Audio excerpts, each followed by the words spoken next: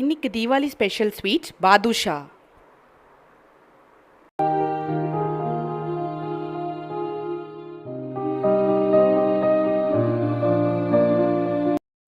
First வெண்ணெய் இந்த மாதிரி மெல்ட் பண்ணி எடுத்துக்கோங்க.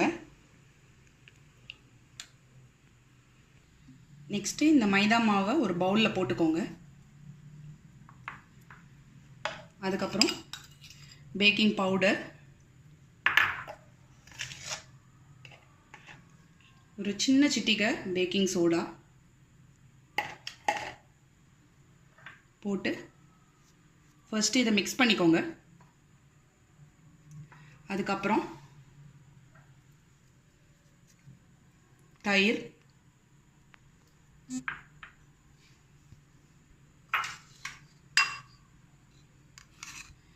வெண்ணெய் எல்லாத்தையும் போட்டு மாவு மாதிரி பிசைஞ்சுக்க போகிறோம்.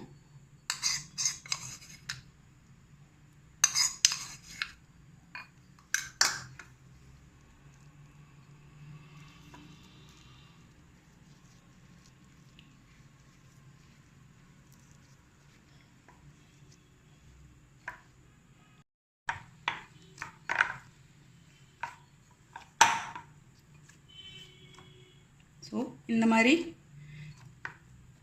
சப்பாத்தி மாவு மாதிரி ரொம்ப லூஸாகவும் பிசையக்கூடாது, அதே மாதிரி ரொம்ப டைட்டாகவும் பிசைஞ்சிடக்கூடாது.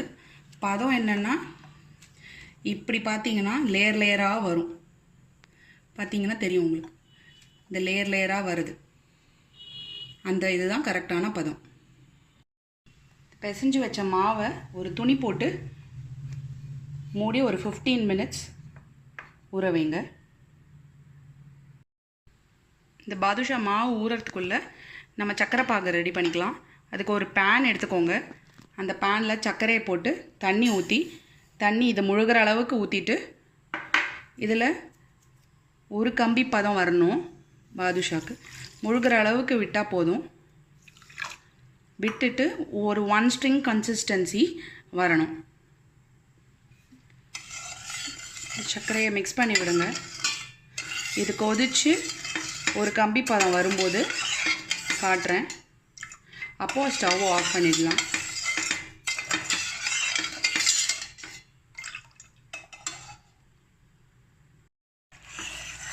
சர்க்கரை பாகு நல்லா பபிள்ஸாக கொதிக்க ஆரம்பிச்சிருச்சு.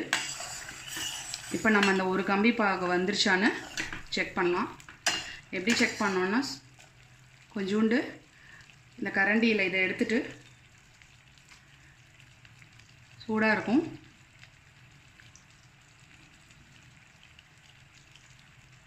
இப்படி எடுத்து பார்த்தா ஒரு கம்பி வரும். ஸோ இதுக்கு மேலே கம்பி பாகு வந்துட்டு இதுக்கு மேலே கொதிக்க விடக்கூடாது, அப்புறம் பாகு இறுகி போயிடும். உள்ளே வந்து பாதுஷாக்குள்ளே பாகு வந்து இறங்கணும். ஸோ இந்த ஸ்டேஜில் எடுத்து வச்சுருக்க குங்குமப்பூவையும் ஏலக்காவையும் இதில் போட்டுடலாம். போட்டுட்டு குங்குமப்பூ ஏலக்காய் வந்து ஃப்ளேவர், அரோமா எல்லாத்துக்குமே ஒரு மிக்ஸ் பண்ணிவிட்டு ஸ்விட்ச் ஆஃப் பண்ணிவிடுங்க.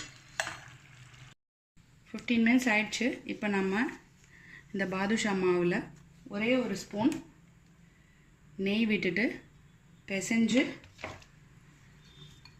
பாதுஷா பண்ண ஆரம்பிக்கலாம்.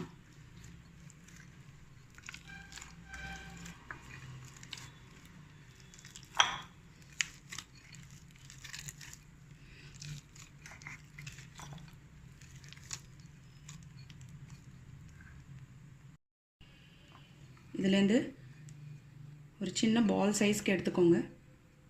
எடுத்துட்டு இப்படி ரொட்டேட் பண்ணிவிட்டு, பர்ஃபெக்ட் ரவுண்டாலாம் வராது, அங்கங்கே விரிசல் தெரியும். இப்படி ஒரு ப்ரெஸ் பண்ணிவிட்டு, உங்களோட பாமில் இப்படி வச்சு ஒரு ப்ரெஸ் பண்ணிவிட்டு, அதுக்கப்புறம் இந்த தம் ஃபிங்கர் வச்சு இப்படி ஒரு ரொட்டேட் பண்ணணும். அந்த மாதிரி இன்னொன்று பண்ணி காட்டுறேன்.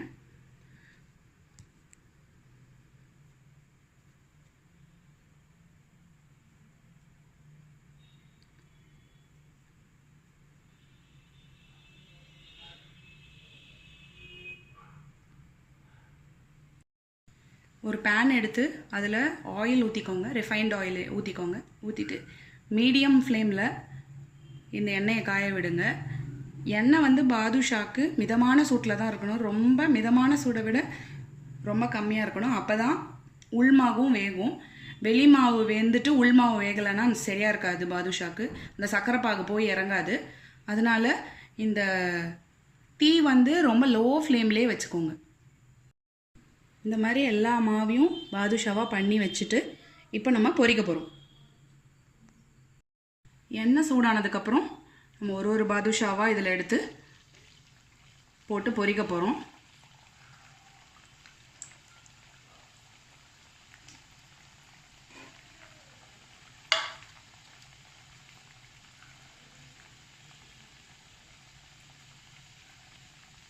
இது உடனே மேலே எழும்பல பாருங்கள், அதுதான் கரெக்டான எண்ணெயோட சூடு.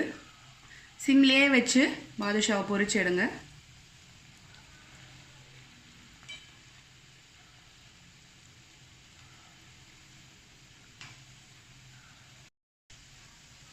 இப்போ லேசாக லைட் ப்ரௌன் கலரில் வந்தோடனே இந்த பக்கம் திருப்பி கொடுங்க.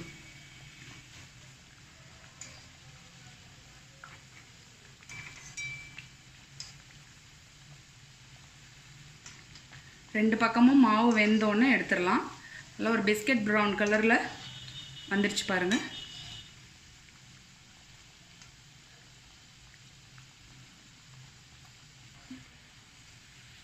எல்லா பாதுஷாவும் பொரிஞ்சிருச்சு. இப்போ நம்ம இதை ஒரு பிளேட்டில் எடுத்துடலாம். இந்த மாதிரி லைட் ப்ரௌனாக இருந்தால் போதும். இந்த மாதிரி எல்லா பாதுஷாவையும் பொரிச்சு எடுத்துக்கோங்க. இந்த மாதிரி எல்லா பாதுஷாவும் பொரிச்சு எடுத்துக்கோங்க. இப்படி தூக்கினா ரொம்ப லைட் வெயிட்டாக தான் இருக்கும். இதை வந்து நம்ம சுகர் சிரப்பில் போட்டு எடுக்க போகிறோம்.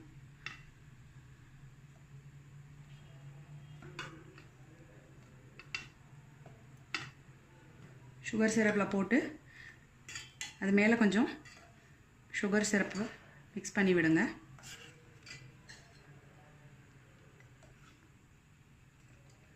இதில் ஒரு 10 நிமிஷம் ஊறினதுக்கப்புறம் நம்ம எடுத்து நெக்ஸ்ட் டெக்கரேட் பண்ணிடலாம்.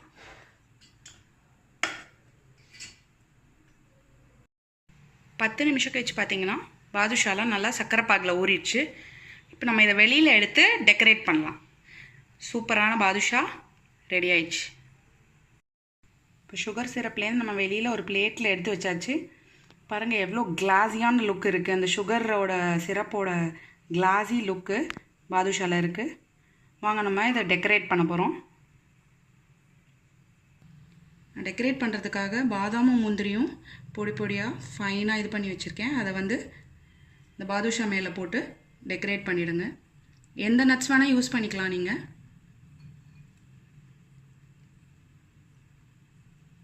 அப்புறம் நான் கொஞ்சோண்டு குங்குமப்பூ வச்சுருக்கேன், அதையும் டெக்கரேட் பண்ணிக்கோங்க. பாதுஷா சுகர் சிரப்போட சூப்பரான கிளாஸி லுக் வந்திருக்கு.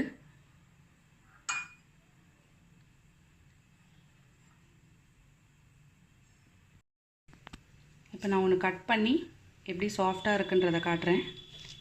கட் பண்ணும்போதே பாருங்கள் எவ்வளோ ஈஸியாக கட் ஆகிடுச்சு. இங்கே பாருங்கள் ரொம்ப சாஃப்டாக இருக்குது. உள்ளே வந்து சக்கரை பாகெல்லாம் ஊறியிருக்கு, நல்லா வெந்திருக்கு.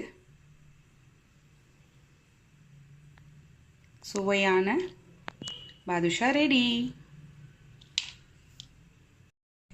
நீங்கள் இந்த தீபாவளிக்கு என்னோடய பாதுஷா ரெசிபி வீடியோவை பார்த்துட்டு ட்ரை பண்ணி பார்த்துட்டு வீட்டிலேயே செஞ்சு பாருங்கள். செஞ்சு பார்த்துட்டு என்னோடய வீடியோவுக்கு லைக் கொடுங்க, கமெண்ட்ஸ் போஸ்ட் பண்ணுங்கள், ஷேர் பண்ணுங்கள் ஃப்ரெண்ட்ஸுக்கு. அனுஷாஸ் பேரடைஸ் சேனல் சப்ஸ்கிரைப் பண்ணுங்கள். மீண்டும் இன்னொரு ரெசிபியோடு உங்களை சந்திக்கிறேன். தேங்க்யூ.